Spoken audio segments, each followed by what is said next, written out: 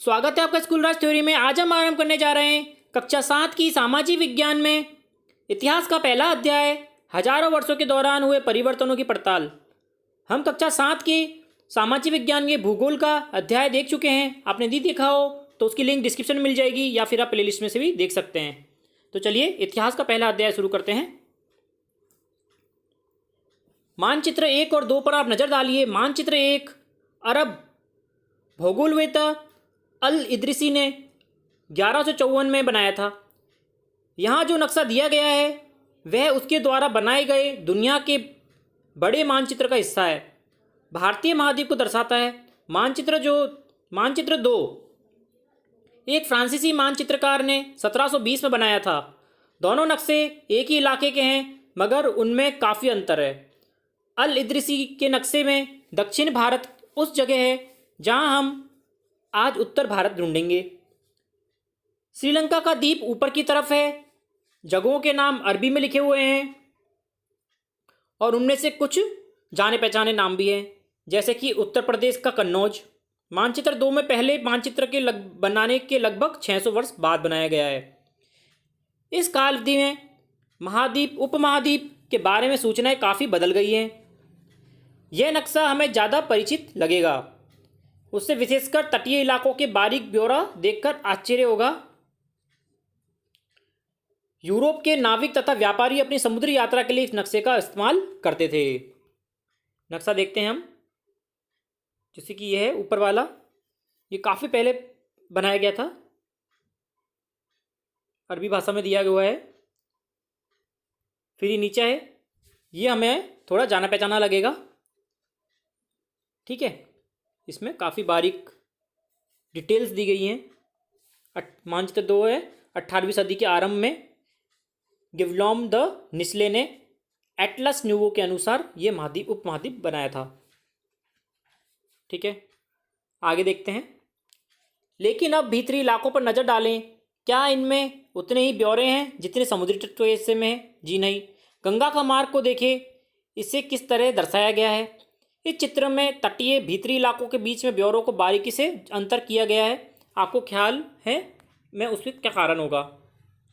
क्योंकि समुद्री यात्राएं करते थे वे लोग और पानी से ही आया जाया करते थे, इसलिए सिर्फ तटीय इलाकों का ही ब्यौरा दिया गया है। ठीक है, आगे देखते हैं।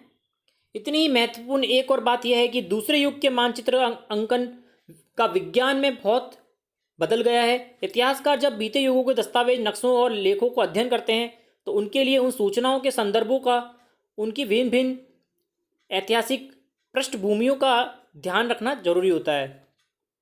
नई और पुरानी शब्दावली। अगर समय के साथ साथ सूचनाओं का संदर्भ बदलते हैं तो भाषा और अर्थों के साथ क्या होगा? ऐतिहासिक अभिलेख कई तरह की भाषाओं में मिलते हैं। ये भाषाएं भी समय के साथ बहुत सी बदल जाती हैं। उदाहरण के लिए मध्य युग की फारसी आधुनिक फारसी भाषा से भिन्न है। यह भिन्नता सिर्फ व्याकरण और शब्द भंडार में ही नहीं आई है, समय के साथ शब्दों में भी अंतर आ गया है, शब्दों के अर्थ में भी अंतर आ गया है। उदाहरण के लिए हिंदुस्तान शब्द ले लीजिए। आज हम आधुनिक राज्य भारत अर्थ में लेते हैं। 13वीं शताब्दी में जब फारसी इतिहासकारों ने मिनहाज ए सिराज में हिंदुस्तान शब्द का प्रयोग किया था तो उसका आशय था पंजाब, हरियाणा और गंगा यमुना के बीच में स्थित इलाकों का। उसने इस शब्द का राजनीतिक अर्थ में उन इलाकों के लिए इस्तेमाल किया था जो दिल्ली के सल्तनत के अधिकार क्षेत्र में आते थे। सल्तनत के प्रसार के साथ साथ इस शब्द के अंतर्गत आने वाले क्षेत्र भी बढ़ते गए, लेकिन हिंदुस्तान शब्द में दक्षिण भारत का समावेश कभी नहीं हुआ था। इसके विपरीत 16वीं सदी के आरंभ में बाबर ने हिंदुस्तान शब्द का प्रयोग उस महाद्वीप के लिए उपमहाद्वीप के भूगोल, पशु पक्षी या निवासियों की संस्कृति का वर्णन करने के लिए किया। यह प्रयोग 14वीं शताब्दी के कवि अमीर खुसरो द्वारा प्रयुक्त शब्द हिंद के ही कुछ समान था, मगर जहाँ भारत को एक भौगोलिक और सांस्कृतिक सत्व के रूप में पहचाना जा रहा था, वहाँ हिंदुस्तान शब्द से वे राजनीतिक व राष्ट्रीय अर्थ नहीं जुड़े थे जो हम आज जोड़ते हैं। किसी भी शब्द का प्रयोग करने से इतिहासकारों को बहुत सावधान रहना चाहिए, क्योंकि अतीत में उन शब्दों का अर्थ कुछ अलग था। उदाहरण के लिए विदेशी जैसा शब्द सीधा साधा शब्द है, हमारे लिए इसका अर्थ क्या होता है, जो व्यक्ति भारतीय ना हो। मध्य युग में मानो किसी गांव से आने वाला कोई भी अनजान व्यक्ति जो समाज सांस्कृतिक का अंग ना हो उसे विदेशी कहलाता था। ऐसी व्यक्ति को हिंदी में परदेसी और फारसी में अजनबी कहा जाता है। इसलिए किसी नगरवासी के लिए वनवासी विदेशी होता था, किंतु एक ही गांव में रहने वाले किसान अलग अलग धार्मिक व जाति परंपराओं से जुड़े होने पर एक दूसरे के लिए विदेशी नहीं होते थे। ठीक है। इतिहासकार और उनके स्रोत। इतिहासकार किस युग का अध्ययन करते हैं, उनकी खोज की प्रकृति क्या है, इसे देखते हुए अलग अलग तरह के स्रोतों का सहारा लेते हैं। उदाहरण के लिए पिछले साल आपने गुप्त वंश के शासकों और हर्षवर्धन के बारे में पढ़ा होगा।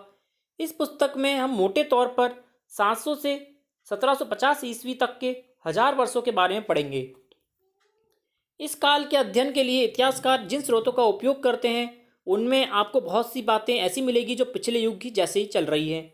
इतिहासकार इस काल के बारे में सूचना इकट्ठी करने के लिए अभी भी सिक्कों, शिलालेखों, स्थापत्य जो भवन निर्माण कला होती है तथा लिखित सामग्री पर निर्भर करते हैं। पर कुछ बातें काफ़ी पहले से भिन्न हो गई हैं। इस युग में प्रमाणिक लिखित सामग्री की संख्या और विविधता आश्चर्यजनक रूप से बढ़ गई है।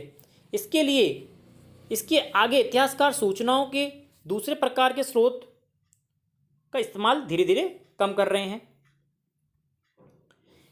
इस समय के दौरान कागज क्रमशः सस्ता होता गया और बड़े पैमाने पर उपलब्ध भी होने लगा।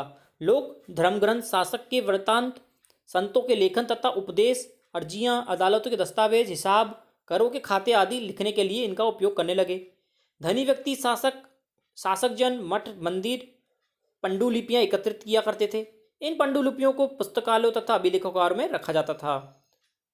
इन पंडुलिपियों तथा दस्तावेजों से इतिहासकारों को बहुत सारी विस्तृत जानकारी मिलती है, मगर साथ ही इनका उपयोग कठिन हो गया है।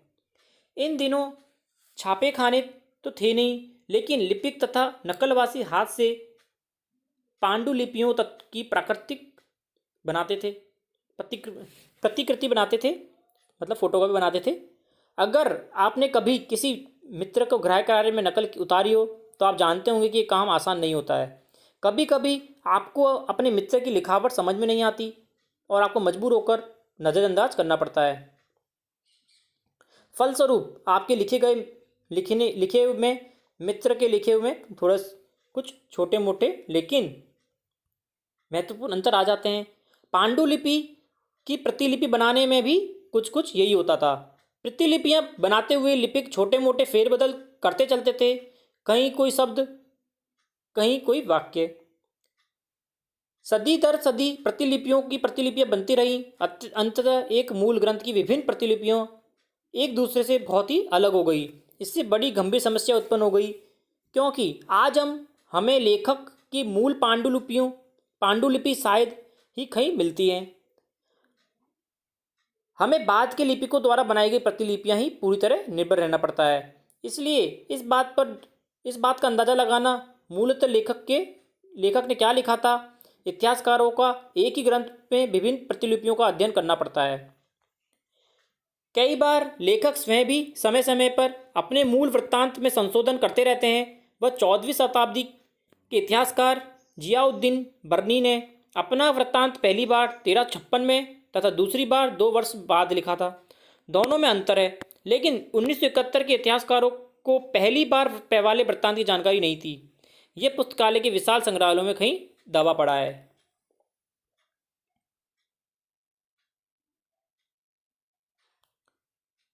देखते हैं कागज का मूल्य। इन दो प्रसंगों की तुलना कीजिए। 13वीं शताब्दी के मध्य में एक विद्वान को एक पुस्तक की प्रतिलिपि की जरूरत पड़ती थी। उसके साथ उतना कागज नहीं था जिसके लिए उसने एक ऐसी पांडुलिपि को धो डाला जिसकी एक ज़रूरत नहीं थी, और कुछ कागज़ को सुखाकर उसका इस्तेमाल कर लिया। एक सदी बाद अगर आप उस बाजार से उस एक खाद्य पदार्थ खरीदते सकते हैं जो आपकी किस्मत अच्छी होगी। दुकानदार वह वस्तु कागज़ में लपेट कर देता है। तो कागज़ कब अधिक महंगा था और कब आसानी से उपलब्ध था, वह 13वीं शताब्दी 14वीं शताब्दी में आप बता सकते हैं। ठीक है। अभिलेखागार। ऐसा स्थान होता है जहाँ दस्तावेज पांडुलिपियों का संग्रहित किया जाता है और आज सभी राष्ट्रीय और राज्य सरकारों के अभिलेखागार होते हैं जहाँ वह अपने तमाम पुराने सरकारी अभिलेख लेन देन का ब्यौरा रिकॉर्ड रखते हैं। जो चित्र 1 है ये एक लघु चित्र की प्राकृतिक की प्रतिकृति है जिसमें एक लिपिक किसी पांडुलिपि की नकल कर रहा है। ठीक है।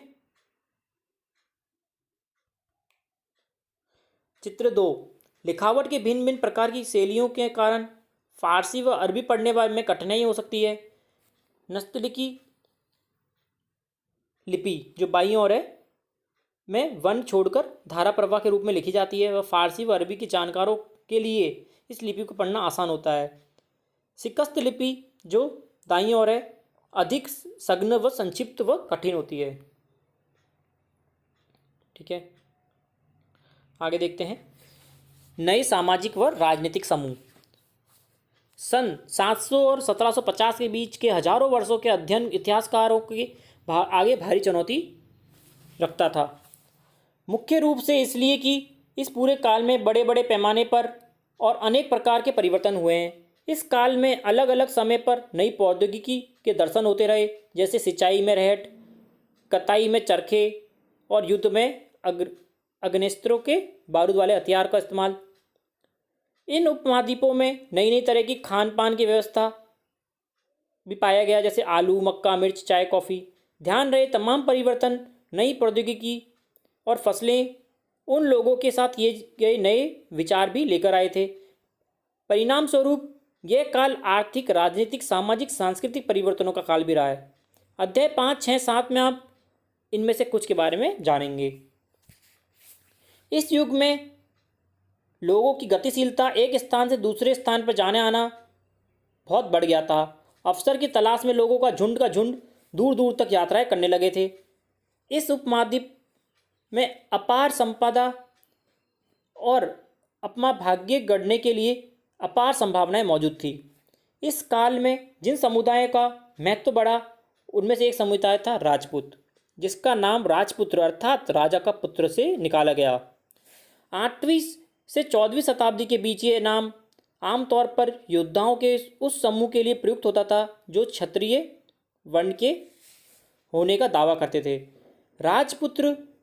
राजपूत शब्द के अंतर्गत केवल राजा व सामंत वर्ग ही नहीं थे, बल्कि सेनापति व सैनिक भी आते थे, जो पूरे उपमहाद्वीप में अलग अलग शासकों के सेनाओं में सेवारत थे।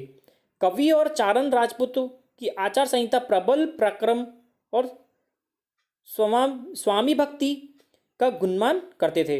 इस युग के राजनीतिक दृष्टि से महत्व हासिल करने के अवसरों का लाभ मराठा, सिख, जाट, अहोम व कायस्थ आदि समूह ने उठाया।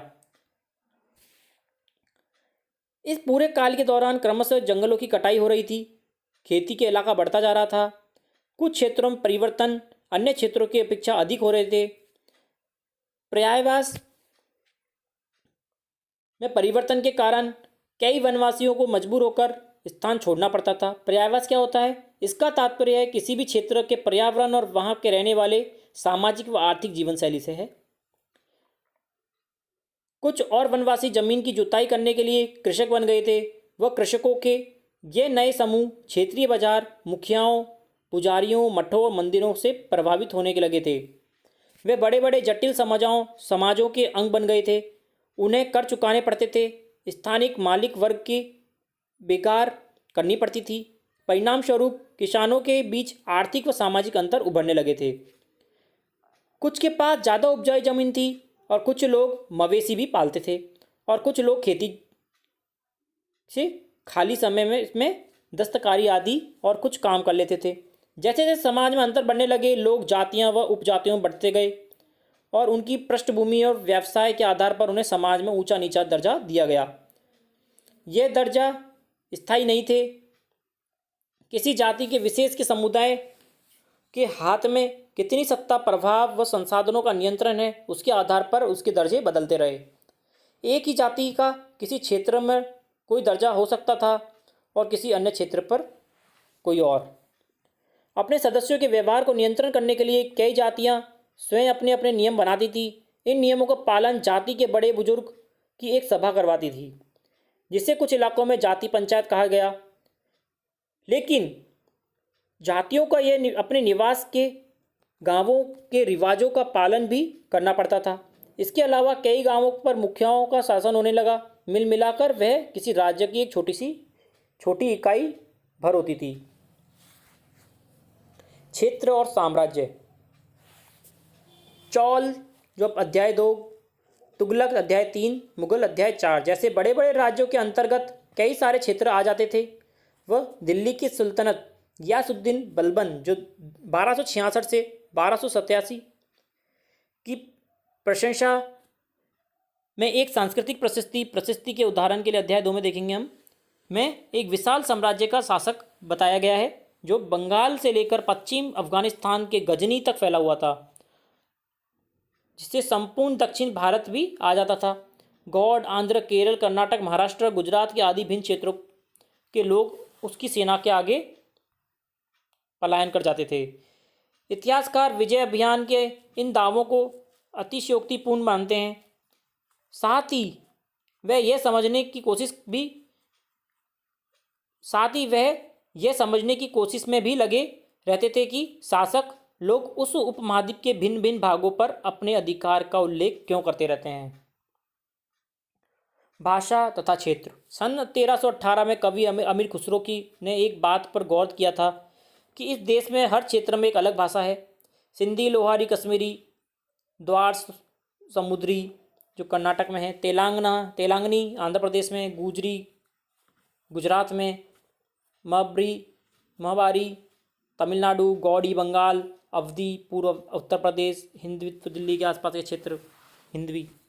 अमीर खुसरो ने आगे बताया कि इन भाषाओं के विपरीत एक भाषा संस्कृत भी है जो किसी विशेष क्षेत्र की भाषा नहीं है। ये एक प्राचीन भाषा है जिसे केवल ब्राह्मण जानते थे, आम जनता नहीं।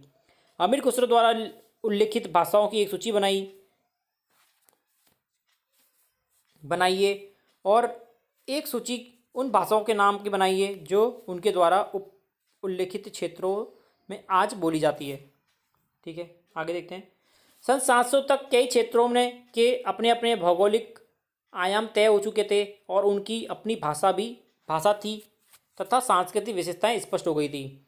अध्याय 9 में आपको इनके बारे में अधिक जानकारी मिलेगी। यह क्षेत्र विशेष शासक राजवंशों से जुड़े हुए थे। इन राज्यों के बीच काफ़ी टकराते होती रहती थी। कभी कभी चौल, खलजी, तुगलक, मुगल जैसे राजवंश अनेक क्षेत्रों में फैला एक विशाल साम्राज्य भी खड़ा कर लेते थे। ये सभी साम्राज्य समान रूप से स्थिर तथा सफल नहीं हो पाते थे। उदाहरण के लिए अध्याय 3 व 4 में की तालिका की एक की तुलना कीजिए। खलजी और मुगल वंश के शासन कितनी अवधि तक चले। ठीक है, 18वीं सदी में मुगल वंश पतन के ढलान पर था। फलस्वरूप क्षेत्रीय राज्य फिर उभरने लगे थे। लेकिन वर्षों से जो सर्व क्षेत्रीय साम्राज्यों का शासन चल रहा था उससे क्षेत्रों की प्रकृति बदल गई थी।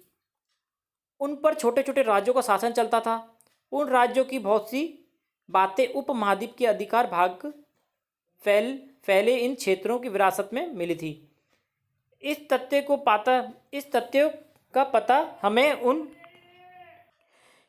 पता हमें उन कई परंपराओं से लगता है जो इन क्षेत्रों में उभरी थी। इन परंपराओं में कुछ एक दूसरे से भिन्न और कुछ एक समान थी। ऐसी परंपराएं हमें प्रशासन, अर्थव्यवस्था के प्रबंधन, उस संस्कृति तथा भाषा के संदर्भ में मिलती है। सन 700 से लेकर 1750 के बीच के हजारों वर्षों में इन विभिन्न क्षेत्रों की प्रकृति एक दूसरे से कटकर अलग अलग नहीं पनपी थी। हालांकि उनके चरित्र उनकी विशेषताएं बनी रही थी, मगर समन्वय की सर्वक्षेत्रीय ताकतों का प्रभाव भी उन पर पड़ा था। पुराने और नए धर्म। इतिहास के जिन हजार वर्षों की पड़ताल हम कर रहे थे, इनके दौरान धार्मिक परंपराओं में कई बड़े परिवर्तन आए। दैविक तत्व में लोगों की आस्था कभी कभी बिल्कुल ही व्यक्तिगत स्तर पर होती थी, मगर आमतौर पर इस आस्था का स्वरूप सामूहिक होता था। किसी दैविक तत्व में सामूहिक आस्था यानी धर्म प्राय स्थानीय समुदाय के सामाजिक व आर्थिक संगठन से संबंधित होती थी। जैसे जैसे इस समुदायों का सामाजिक संसार बदलता गया, वैसे वैसे इनकी आस्थाओं में भी परिवर्तन आता गया। आज जैसे हिंदू धर्म कहते हैं, उसमें उसमें भी इसी युग में महत्वपूर्ण बदलाव आए हैं। इन परिवर्तनों में से कुछ थे जैसे नए देवी देवताओं की पूजा, राजाओं द्वारा मंदिरों का निर्माण, समाज में पुरोहितों के रूप में ब्राह्मणों का बढ़ता महत्व, बढ़ती सत्ता आदि। संस्कृत ग्रंथों के ज्ञान के कारण समाज में ब्राह्मणों का बड़ा आदर होता था। इनके संरक्षक थे नए नए शासक जो स्वयं प्रतिष्ठा की चाह में थे। इन संरक्षकों का समर्थन लेते थे ताकि उनका दबदबा और बढ़ जाए। संरक्षक को क्या होता है? कोई प्रभावशाली धनी व्यक्ति जो किसी कलाकार, शिल्पकार, विद्वान, अभिजात जैसे किसी अन्य व्यक्ति को मदद व सहारा देता है। इस युग में एक महत्वपूर्ण परिवर्तन भक्ति की अवधारणा के रूप में आया। इसमें ईश्वर की कल्पना एक ऐसे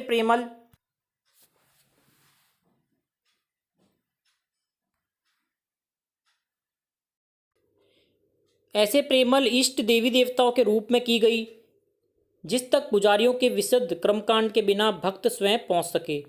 इस विषय में और साथ ही दूसरी परंपराओं के बारे में आपको अध्याय 8 में जानकारी मिलेगी। यह वही युग था जिसमें उपमहाद्वीप में नए नए धर्म का आगमन हुआ। कुरान शरीफ संदेश भारत पहुंचा। पहल 7वीं शताब्दी में व्यापारियों और प्रवासियों के जरिए पहुंचा। मुसलमान कुरान शरीफ को अपना धर्म ग्रंथ मानते थे, केवल एक ईश्वर अल्लाह की सत्ता को स्वीकार करते थे। इसका प्रेम, करुणा, उदारता अपने में आस्था रखने वाले हर व्यक्ति को गले लगाता था, चाहे वह किसी भी सामाजिक पृष्ठभूमि का हो। कई शासक इस्लाम और उसके विद्वान धर्मशास्त्रियों और न्याय शास्त्रियों को अर्थात उलेमा को संरक्षण देते थे। हिंदू धर्म की भांति ही इस्लाम के अनुयायी भी अपने धर्म को अलग अलग तरह की व्याख्या करते हैं। मुसलमानों में कुछ शिया थे जो पैगंबर साहब के दामाद अली को मुसलमानों का विधिसम्मत नेता मानते हैं, और कुछ सुन्नी थे जो खलीफाओं का प्रभुत्व स्वीकार करते हैं। इस्लाम के आरंभिक दौर में इस धर्म का नेतृत्व करने वाले खलीफा कहलाते थे। आगे भी इनकी परंपरा चलती रही व इस्लामी न्याय सिद्धांत की विभिन्न परंपराओं में कई महत्वपूर्ण अंतर रहे हैं। ऐसे में धर्म सिद्धांतों तथा रहस्यवादी विचारों को लेकर विभिन्नताएं देखने को मिलती है। समय और इतिहास के कालखंडों पर विचार। इतिहासकार समय के केवल घड़ी या कैलेंडर की तरह नहीं देखते थे, यानी केवल घंटे, दिन, वर्षों को बीतने के रूप में नहीं देखते हैं। उनका नजरिया यह है कि समय सामाजिक आर्थिक संगठन में आने वाले परिवर्तनों को झलकाता है। यह दिखलाता है कि विचार व विश्वासों के कितना स्थायित्व रहा है और कितना परिवर्तन आया है। यदि अतीत को समान विशेषता रखने वाले कुछ बड़े बड़े हिस्सों या कालों में बांट दिया जाए तो इसका अध्ययन कुछ आसान हो जाता है। 19वीं सदी के मध्य में अंग्रेज इतिहासकारों ने भारत के इतिहास को कुछ 3 युगों में बांटा: हिंदू, मुस्लिम, ब्रिटिश। यह विभाजन इस विचार पर किया गया कि शासकों का धर्म एकमात्र महत्वपूर्ण ऐतिहासिक परिवर्तन होता था और अर्थव्यवस्था, सामाजिक व सांस्कृतिक में कोई प्रमुख के बदलाव नहीं होते थे। इस दृष्टिकोण से इस उपमहाद्वीप की अपार विविधता की उपेक्षा हो जाती थी। इस काल विभाजन को बहुत से इतिहासकारों ने स्वीकार करते थे। वह अधिकतर इतिहासकार आर्थिक व सामाजिक कारकों के आधार पर अतीत के विभिन्न कालखंडों की विशेषता तय करते थे। पिछले साल आपने जो इतिहास पढ़ा था वह प्राचीन समाजों के प्रकारों का समावेश था, जैसे शिकारी संग्रह, प्रारंभिक दौर के कृषि कृमि व शहरों व गांवों के निवासी और प्रारंभिक दौर के राज्य व साम्राज्य। इस साल जो आप इतिहास पढ़ेंगे वे प्राय मध्यकालीन इतिहास होगा। इसमें आपको कृषक समाजों का विस्तार, क्षेत्रीय साम्राज्य राज्यों का उदय, कभी कभी ग्रामीणवासियों व वनवासियों की कीमत पर प्रधान धर्मों के रूप में हिंदुत्व धर्म, इस्लाम धर्म विकास और यूरोप से व्यापारिक कंपनियों का आगमन के बारे में और विस्तार से जानकारी मिलेगी। भारत के इतिहास के ये 1000 सालों में कई बदलाव हुए हैं। आखिर 16वीं और 18वीं शताब्दी 8वीं और 11वीं शताब्दी से काफ़ी भिन्न थी। इसलिए इस सारे काल को ऐतिहासिक इकाई के रूप में देखना समस्याओं से खाली नहीं है। फिर मध्यकालीन की तुलना प्राय आधुनिक काल से की जाती है। आधुनिकता के साथ भौतिक उन्नति, बौद्धिक प्रगति का भाव जोड़ दिया जाता है। इससे आज से यह निकाला जाता है कि मध्यकालीन जो रूढ़िवादी था वह इस दौरान परिवर्तन नहीं हुए थे, लेकिन हम जानते ऐसा नहीं था। इन 1000 वर्षों के दौरान उस उपमहाद्वीप के समाजों में प्राय परिवर्तन आते रहे और कई क्षेत्रों के अर्थव्यवस्था में इतनी समृद्ध हो गई कि उसने यूरोप की व्यापारिक कंपनियों को आकर्षित करना आरंभ कर दिया। इस पुस्तक में पढ़ते समय आप ये परिवर्तन को चिन्हित करिए। यहाँ ऐसे सक्रिय ऐतिहासिक प्रक्रियाओं पर ध्यान देते चलें और जब भी संभव हो इस पुस्तक में आप जो पढ़ रहे हैं उसकी तुलना आप पिछले वर्ष में पढ़ी हुई पुस्तकों से करें। जहाँ भी संभव हो ऐसे देखें कि कहाँ बदलाव हुए हैं, कहाँ नहीं। आज अपने आसपास की दुनिया पर नज़र डालें और यह देखें कि कुछ बदला है या वैसा ही है। हम इसके प्रश्नोत्तर करते हैं। चलिए देखते हैं। पहला प्रश्न है, अतीत में विदेशी किसे माना जाता था? अतीत में विदेशी किसी गांव में आने वाले कोई अनजान व्यक्ति जो उस समाज या संस्कृति का हिस्सा नहीं होता था, वह विदेशी माना जाता था। निम्नलिखित में से सही व गलत बताना है। सन 700 के दौरान भारत के काल के संबंध में अभिलेख नहीं मिलते हैं। गलत, ये गलत हो जाएगा। इस काल के दौरान मराठों ने अपने राजनीतिक महत्व की स्थापना की थी। जी सही है। कृषि केंद्रित बस्तियों का विस्तार के साथ साथ कभी वनवासी अपनी जमीन उखाड़ बाहर कर दिए जाते थे। बिल्कुल सही है। सुल्तान गयासुद्दीन बलबन असम, मणिपुर व कश्मीर तक शासक था। गलत। आगे है, रिक्त स्थानों की पूर्ति कीजिए। अभिलेखागारों में क्या रखे जाते थे? अभिलेखागारों में दस्तावेज, पांडुलिपियां व कार्यकारी कागज रखे जाते थे। खालिस्तान 14वीं सदी का एक इतिहासकार था। कौन था? जियाउद्दीन बर्नी। अगला है, इस उपमहाद्वीपीय काल के दौरान कुछ नई फसलें कौन कौन सी थी? नई फसलें आलू, मक्का, मिर्च, चाय, कॉफ़ी। ठीक है, आगे देखते हैं। इस काल में हुए कुछ प्रौद्योगिक परिवर्तनों की तालिका दें। कौन कौन से प्रौद्योगिक परिवर्तन हुए थे? जैसे कि सिंचाई के रहट का इस्तेमाल, कताई में चरखे का इस्तेमाल, बारूद वाले हथियार का इस्तेमाल। ठीक है, आगे देखते हैं। इस काल के दौरान कुछ मुख्य धार्मिक परिवर्तनों की जानकारी देनी है। कौन कौन से धार्मिक परिवर्तन हुए थे? जैसे कि इस काल में देवी देवताओं की पूजा की जाती थी। राजाओं ने मंदिर का निर्माण करवाया। ब्राह्मण व उलमाओं शासकों को संरक्षण दिया, जिससे समाज में स्तर बढ़ गया। 7वीं शताब्दी में इस्लाम का आगमन हुआ और शिया सुन्नी ने अपनी तरह इस्लाम का प्रचार किया। इसी काल में भक्ति आंदोलन की शुरुआत हुई। ठीक है, अगला देखते हैं। आइए समझें। पिछली कुछ शताब्दियों में हिंदुस्तान शब्द का अर्थ कैसे बदला है? समय के साथ अनेक शब्दों का अर्थ बदल जाता है। हिंदुस्तान शब्द के साथ भी ऐसा ही हुआ है। आज हिंदुस्तान शब्द राजनीतिक भौगोलिक क्षेत्र अर्थ से जोड़ा जाता है, लेकिन पहले ऐसा नहीं होता था। फारसी इतिहासकार मिनहाज ए सिराज ने 13वीं शताब्दी में हिंदुस्तान शब्द का प्रयोग दिल्ली के सुल्तान के अधिकार में होने वाले जो क्षेत्र था, पंजाब, हरियाणा व गंगा यमुना के बीच के इलाके के लिए किया था। फिर जैसे जैसे उसकी सत्ता बढ़ने लगी, हिंदुस्तान शब्द का अर्थ भी बदलता गया। वो क्षेत्र के स्थान के हिसाब से बढ़ता गया। आगे देखते हैं। जातियों के इस्तेमाल में कैसे नियंत्रण किए जाते थे? जातियों के मामले में कैसे नियंत्रण किए जाते थे?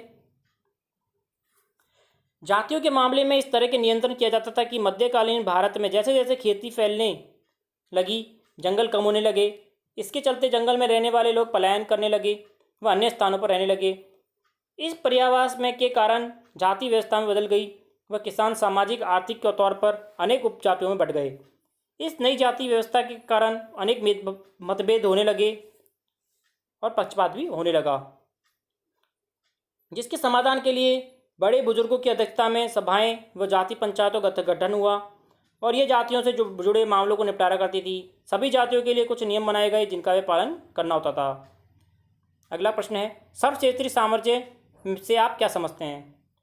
सर्व क्षेत्रीय साम्राज्य से तात्पर्य है कि एक विशाल साम्राज्य जो अनेक क्षेत्रीय राज्यों व साम्राज्यों से मिलकर बना होता है। सर्व क्षेत्रीय साम्राज्यों में उन सभी छोटे छोटे साम्राज्यों व सांस्कृतिक व सभ्य झलकती है जो उनके अधिकार क्षेत्र में होती है।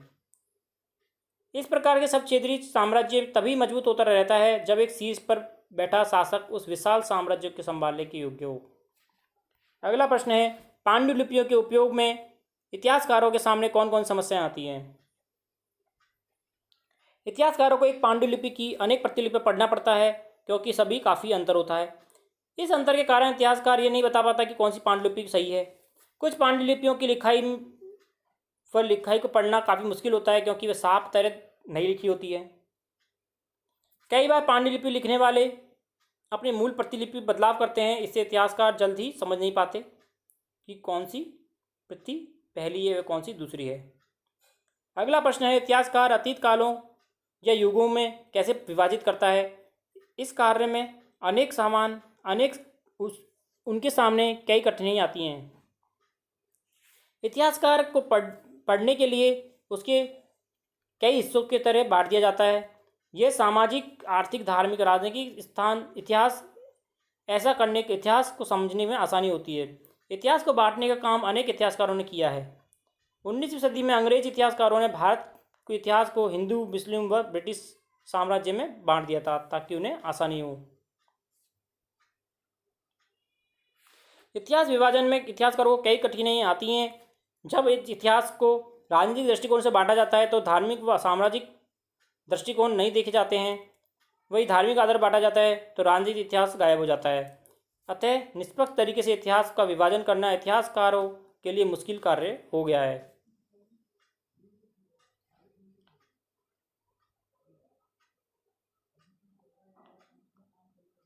जो आगे आइए करके देखें, 11वां 12वां प्रश्न है, वे आप छात्र स्वयं कर सकते हैं। फिर भी अगर आपको नहीं आएगा तो कमेंट करके ज़रूर बताइएगा। ठीक है, आशा करता हूँ आपको समझ में आया होगा। अगर आपने चैनल सब्सक्राइब नहीं किया है तो चैनल से ज़रूर करें ताकि हम इसी प्रकार पढ़ते रहें। धन्यवाद।